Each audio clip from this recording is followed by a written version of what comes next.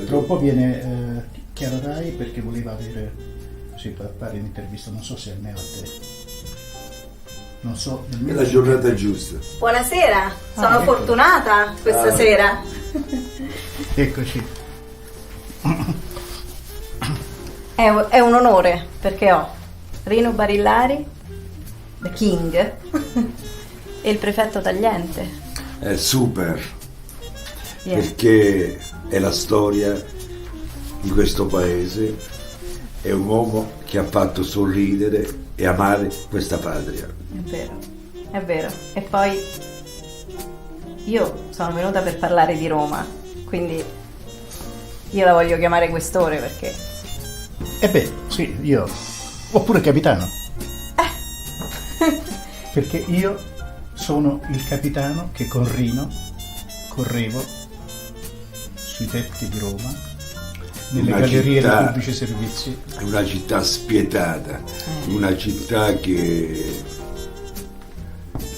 ogni giorno c'era qualcosa che non andava, si cambiava il paese e noi, guardando la televisione, vedevamo che l'Europa stava cambiando di brutto e la reazione era l'Italia, Roma, città del Vaticano, l'università, i quartieri. Un tumulto, no? Stiamo parlando di anni terribili, anni difficili, anni di piombo, anni che richiedevano agli operatori di polizia di esorcizzare non tanto le paure delle famiglie quanto la preoccupazione di quello che poteva accadere durante il turno di servizio. Erano gli anni delle rapine sanguinarie, rapine in gioiellerie, uffici postali, banche, Perché io gli anni del terrorismo. sono contenta di avervi qui? Perché questi momenti a Roma non sono affatto facili. Che cos'è che ribolle a Roma in questo momento? Perché, insomma, sulle cronache si è parlato di omicidi. Questi giorni stiamo assistendo a un momento importante, secondo me, dal punto di vista della comunicazione, perché sono accaduti dei fatti terribili, drammatici, un omicidio, però la comunicazione sta avvenendo nella forma corretta. C'è la rappresentazione di un dramma, però c'è anche una fotografia oggettiva di quello che accade a Roma. I problemi di Roma sono sotto gli occhi di tutti, non c'è bisogno di raccontarcelo. Che al degrado urbano e morale, che non riguarda solo Roma, riguarda un po' il sistema paese, a Roma si uniscono una illegalità diffusa, l'abusivismo e tutto quello che sappiamo. Tuttavia Roma, da questa fotografia oggettiva che fanno i dati elaborati anche recentemente da Sole 24 Ore, è una città dove gli omicidi sono in calo, da anni sono in calo, e quindi nel rappresentare, certo, la criminalità violenta è in calo a Roma, sono in calo gli omicidi, le rapine, i furti, in controtendenza ci sono le estorsioni, i reati informatici e il problema della droga, la piaga della droga. E come si fa a non creare allarmismi? Poi, insomma... Quando uno parla di sicurezza, oltre alla conoscenza e all'esperienza sul campo, devi avere la consapevolezza che il linguaggio può creare un danno non solo sociale, ma un danno economico, perché il tema della sicurezza è un tema delicato e quindi va affrontato con la dovuta consapevolezza delle conseguenze. Se a seguito di una intensa attività di prevenzione e contrasto le forze di polizia sono riuscite a far diminuire il tasso della criminalità e anziché abbassarsi la percezione di insicurezza, come sarebbe logico, aumenta, c'è qualcosa che non va. Cioè, mentre per i furti, per altri reati minori è probabile che ci sia un difetto di comunicazione o di rilevazione, quando parliamo di omicidi il dato è oggettivo, E poi c'è un calo. ci sono sempre più giovani armati.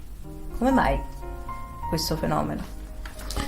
Il problema delle armi, del commercio delle armi è sempre esistito, e oggi al commercio di armi da parte di acquisite da stranieri, dalle rapine, dai furti in abitazioni, dai furti in armerie, ai polichini eccetera, si unisce oggi il commercio attraverso l'internet profondo, l'internet oscuro, e dove per fortuna le forze di polizia oggi stanno dedicando la massima attenzione per cercare di frenare questo fenomeno che consente l'acquisto attraverso piattaforme profonde di tutto quello che è illegale e possibile. Quindi c'è questo monitoraggio. La madre di uno degli arrestati per l'omicidio di Luca Sacchi, avvenuto la sera di mercoledì 23 ottobre, come tutti sapete, è andata al commissariato.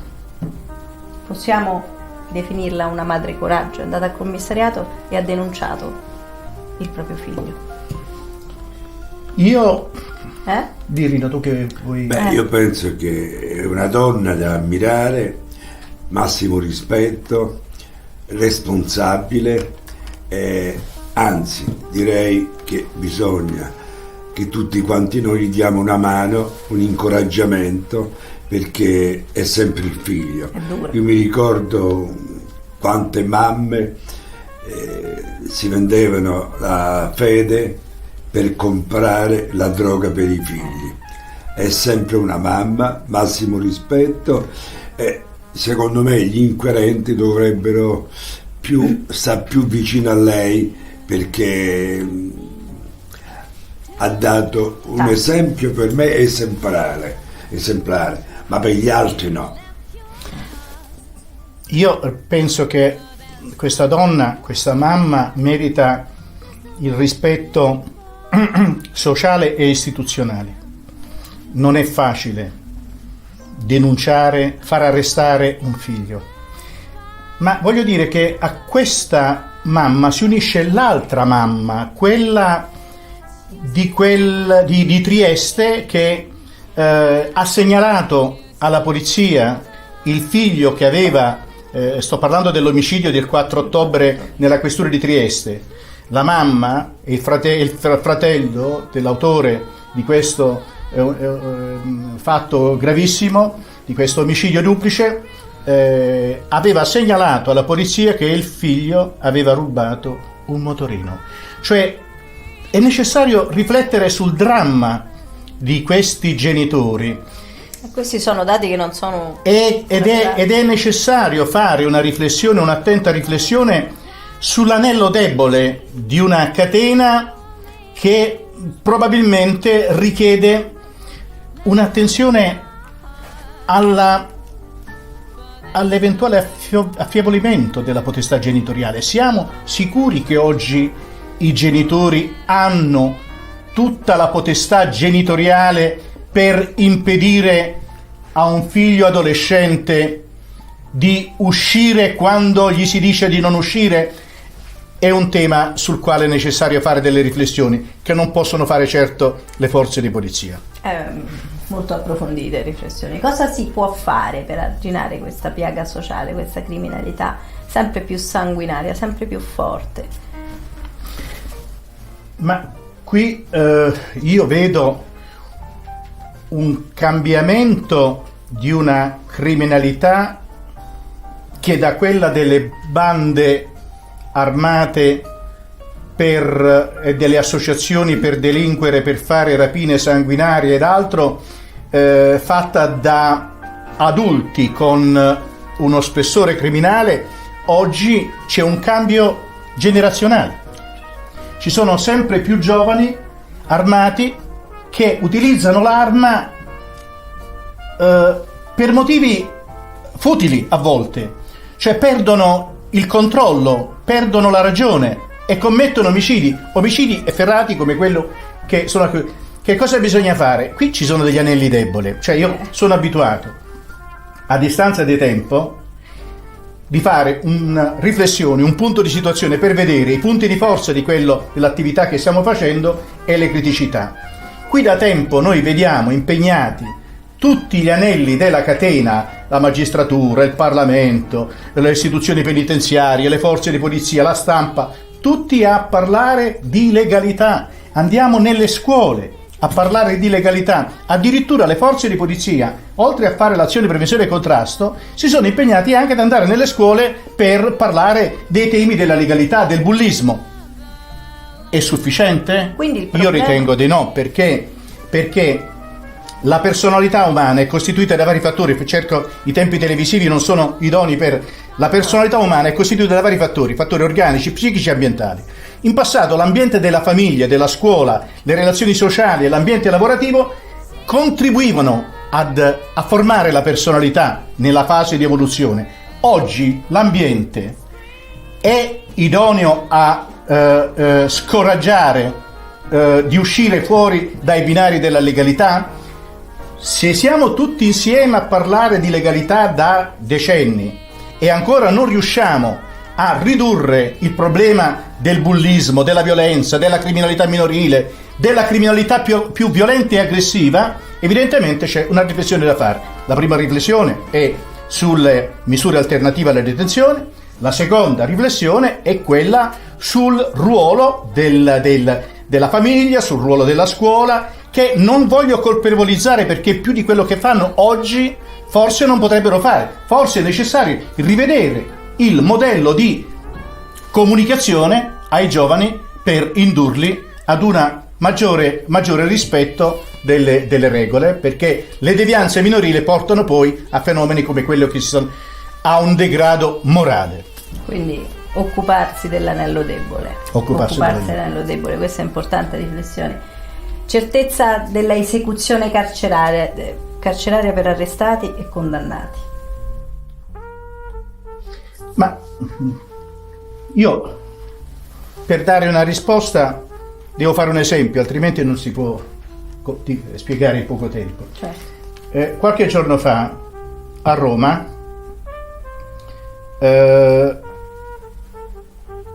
un cittadino straniero ha provato a togliere la pistola ad un agente. Lo hanno preso, lo hanno portato al commissariato, lì ha reagito mandando in ospedale 2 poliziotti. Arrestato, portato davanti al giudice, l'arresto è stato convalidato con la prescrizione, è stato rimesso in libertà con la prescrizione di andare a firmare al commissariato. Questo è potuto accadere e determina, cioè va a minare la motivazione, perché questo torna nello stesso ambiente, con la stessa arroganza, con la stessa violenza, a ripetere quello che faceva, fa vedere a tutti e quasi ad alimentare la certezza della impunità. Allora è necessario che per certi fatti violenti, fermo restando il principio della tutela della dignità della persona e del rispetto dell'articolo 27 della Costituzione, che la pena deve tendere alla rieducazione del condannato, bisogna assicurare per questi fatti violenti la certezza della esecuzione della carcerazione preventiva in attesa dell'udienza e della condanna dei condannati per fatti gravi di violenza. Però come la mettiamo con il sovraffollamento carcerario? Io penso che non è facile dare una risposta, forse non è questa la sede, ma non è che per risolvere il problema sovraffollamento carcerario non mandiamo in carcere quelli che fuori possono procurare sofferenze terribili come quelle che registriamo. Sarà un problema di edilizia carceraria, di assunzione di nuovi operatori penitenziari, di assunzione di nuovi educatori penitenziari. Il problema va affrontato, non si può affrontare il carcere è sovraffollato e non mandiamo nessuno al carcere, altrimenti salta tutto il sistema. Ecco, quello potrebbe essere l'anello debole della catena che vanifica lo sforzo di tutti gli altri. E non è quella la soluzione. E non è quella la soluzione. Cosa pensa della revoca della scorta al capitano Ultimo e della sentenza del TAR recente? Le vicende del colonnello Sergio Di Caprio non le conosco, e affrontare temi che non si conoscono è da sprovveduti, quindi preferisco non... Però è stata revocata la scorta, insomma. Ma è stata revocata la scorta, io posso dire qual è la procedura per togliere la scorta, ma non conosco il caso. Come avviene la revoca della scorta? Ma la scorta avviene, quando viene revocato la scorta c'è una riunione tecnica di coordinamento da parte del prefetto del luogo di residenza o dove svolge l'attività lavorativa l'interessato. Polizia, Carabinieri e Finanza fanno un'istruttoria e forniscono al prefetto gli elementi di valutazione sull'esposizione a rischio, dopodiché il prefetto propone la revoca all'UCIS, all'ufficio centrale. L'UCIS a sua volta riunisce un comitato che è fatto dai vertici delle varie istituzioni e anche dei servizi, e ciascuno di loro fa un'attenta valutazione sulla eventuale esposizione a rischio del soggetto, dopodiché, acquisito il parere dell'assenza di rischio, il direttore dell'UCIS comunica al prefetto di notificare all'interessato la revoca delle misure. Quindi prima di revocare la scorta c'è un doppio filtro valutativo a livello territoriale, a livello centrale, fatto da organismi diversi che portano le valutazioni in sede. E questa è la procedura. Quali possono essere le valutazioni del TAR? Quali possono essere le valutazioni del TAR che portano a questo? Sinceramente questo non lo so. Può essere un vizio di motivazione, non so. Ci troviamo di fronte a situazioni complesse che sinceramente non so, ma non sto parlando del caso del colonnello Di Caprio, del quale non conosco i dettagli, non conosco nulla, e sarebbe davvero... Però è una questione che... Beh, è interessante sapere che esiste un sistema per togliere una scorta, e che non è che si alza il direttore dell'UCIS o il prefetto e revoca una misura che è stata disposta. C'è una procedura molto complessa, che richiede molto tempo, e a conclusione si arriva alla notifica all'interessato della revoca della misura. The King. Lo smalto è sempre lo stesso. Per me quello che dice il dottor Tagliente è perfetto e giusto. Non sono degli imbecilli. Lo Stato sta vicino alle persone che hanno dato la vita a tutti quanti per la difesa delle leggi. Non credo che la mattina si svegliano e danno la scorta. La gente dimentica, il paese va avanti. E la scorta deve andare a persone che in quel momento per 2 o 3 anni può servire, dopo 3-4 anni rallenti, normale, via, la gente ragiona, la gente comincia a capire. Ha fatto il suo lavoro fantastico, brillante, però non è che ha ucciso qualcuno. Ma non conosciamo i dettagli, bene non esprimerci sul tema specifico, però è importante conoscere le procedure. Però che succede? Chi ha la scorta è importante. Chi non c'ha la scorta è un fallito. Chi non c'ha la scorta è catastrofico. Questore, così. La scorta è importante perché la gente impazzisce e in quel momento lui pensa che entra nella storia e basta. Questore. Comunque noi possiamo dire che la gente rivendica il diritto alla sicurezza, gli operatori commerciali, i commercianti rivendicano il diritto ad esercitare le attività in condizioni di sicurezza senza subire condizionamenti ambientali, e le istituzioni, le amministrazioni, gli enti hanno il dovere di promuovere tutte quelle iniziative legislative, amministrative, esecutive per provare a dare una risposta a queste aspettative, a queste esigenze. E penso che oggi le istituzioni di governo stiano dando questa risposta, anche se considerato la flessione dei reati, anche se si verificano fatti drammatici sui quali è necessario interrogarsi, ma soprattutto è necessario interrogarsi sul fenomeno della droga. Grazie signor Cuzzari, grazie di Barilari. Say, dance for me, dance for me, dance for me.